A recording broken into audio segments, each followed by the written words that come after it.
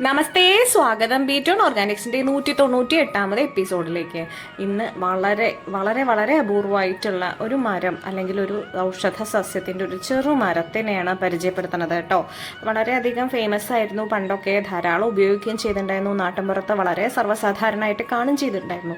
മുള്ളുകാര, ഞങ്ങളുടെ ഇവിടെ അതിന് പറയുക കാക്കമരം എന്നാണ് കേട്ടോ. ചിലയിടത്തിലൊക്കെ സരളമരം, ചരലമരം, മുള്ളൂരമരം, കോടാലിമരം, അതേപോലെ തമിഴിൽ ചരലു ും ചിലോടത്തയിൽ കാക്കച്ചണ്ടി എന്നും പറയുന്നുണ്ട്.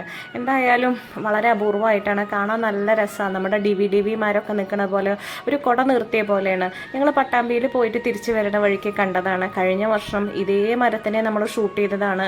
പക്ഷേ ആ വീഡിയോ നമ്മുടെ കയ്യിൽ നിന്ന് എങ്ങനെയോ മിസ്സായി. അപ്പോൾ ഇപ്രാവശ്യം വീണ്ടും അത് നമ്മൾ അതേപോലെ തന്നെ എടുത്തു. അത് പൂത്തു നിൽക്കുന്നത് കാണാൻ ഒരു പ്രത്യേക ഭംഗിയാണ്. നിറയെ തേനീച്ചകളും ചെറിയ ചെറിയ കായ്കളുമായിട്ട്. അപ്പോൾ അതെന്താണ് നമ്മൾ അന്വേഷണത്തിന് ഒടുവിലാണ് നമ്മളത് എന്താണെന്നും അതെങ്ങനെയാണ് ഉപയോഗിക്കേണ്ടത് ഔഷധം എന്നുമുള്ള രീതിയിലേക്ക് എത്തിയത് കേട്ടോ. വളരെ രസമാണ് കാണാനായിട്ട്. ഇത് നാട്ടുവൈദ്യത്തിലാണ് ഉപയോഗിക്കുന്നത്. ഇലയും തോടും വേരൊക്കെ ഉപയോഗിക്കുന്നുണ്ട്. ത്വക്ക് രോഗങ്ങൾക്ക് പ്രധാനമായിട്ട് ഉപയോഗിക്കാറുണ്ട്. ഇല അരച്ച് പേസ്റ്റായിട്ട് ചൊറിച്ചിലിനും പുണ്ണിനും പാടുകൾക്കൊക്കെ ഉപയോഗിക്കുന്നുണ്ട്. ചർമ്മത്തിലെ അണുബാധകൾ കുറയ്ക്കാനായിട്ട് ഉപയോഗിക്കുന്നുണ്ട് കേട്ടോ. മുറിവിനായിട്ട് ഇതിൻ്റെ ഇല അല്ലെങ്കിൽ നീര് പേസ്റ്റ് ആക്കിയിട്ട് മുറിവിൽ വെച്ച് കഴിഞ്ഞാൽ ഏത് ഉണങ്ങാത്ത മുറിവ് ഉണങ്ങുന്നതാണ് പറയണത്. മുറിവുകൾക്ക് ഉപയോഗിക്കുന്നുണ്ട്. പനി, ജലദോഷം എന്നിവയ്ക്ക് ഉപയോഗിക്കുന്നുണ്ട്. ഇലയും തോടും കഷായം വെക്കാനാണ് പറയണത് കേട്ടോ. ദഹന പ്രശ്നങ്ങൾക്ക്, വയറുവേദനയ്ക്കൊക്കെ, അജീർണത്തെ കൊണ്ടൊക്കെ ഉണ്ടാവുന്ന ലേശം ഒരു ചെറിയ ആശ്വാസം എന്നാണ് പറയണത്. മാറുന്നല്ല. മൂത്രസംബന്ധമായിട്ടുള്ള പ്രശ്നങ്ങൾക്ക്, അതായത് മൂത്രവിസർജനത്തിന് തടസ്സം ഉണ്ടാവുക, വേദനയോടുകൂടിയ മൂത്രവിസർജനം, ഇതിനൊക്കെ ഇത് ഉപയോഗിച്ചിരുന്നു എന്ന് പറയുന്നുണ്ട്.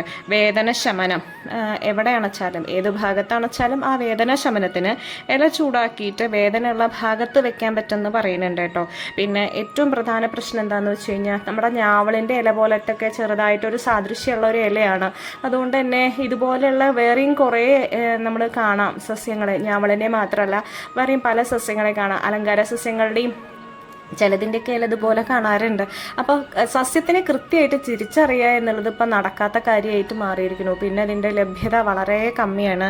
അറിയണവരെന്നെ ഇല്ല. ഇതിൻ്റെ മരമാണെന്ന് പറഞ്ഞ് കാണിച്ചു തരാനും ഇന്നതാണ് അതിൻ്റെ ഉപയോഗങ്ങളെന്ന് പറഞ്ഞു തരാനും അറിവുള്ളവരെന്നെ വളരെ കുറവായിരിക്കുന്നു. പിന്നെ കൃത്യ അളവാണ് അതിനൊക്കെ പ്രധാനം. അതായത് കൂടുതലാവാനും പാടില്ല, കുറവാവാനും പാടില്ല. നമ്മൾ സ്വന്തം ഇഷ്ടപ്രകാരം നല്ലതല്ലേ ലേശം അധികം ഉപയോഗിക്കാം എന്നുള്ള രീതിക്കും പാടില്ല. കൃത്യ അളവുകൾ പാലിക്കേണ്ടത് അത്യാവശ്യമാണ്. അതേപോലെ തന്നെ എല്ലാവർക്കും, പ്രത്യേകിച്ച് ഗർഭിണികൾക്കും കുട്ടികൾക്കൊന്നും ഒട്ടും സ്യൂട്ടായിക്കൊള്ളണമെന്നില്ല. പ്രത്യേകിച്ച് ഒരു വൈദ്യൻ്റെ നിർദ്ദേശാനുസരണം അല്ലാണ്ട് നമ്മൾ സ്വന്തം ഉപയോഗിക്കുമ്പോൾ ഇത്തരക്കാരെ കുട്ടികളെയും ഒക്കെ മാറ്റി നിർത്തുകയാണ് നല്ലത്. അപ്പോൾ സപ്പോർട്ട് ചെയ്യൂ കേട്ടോ.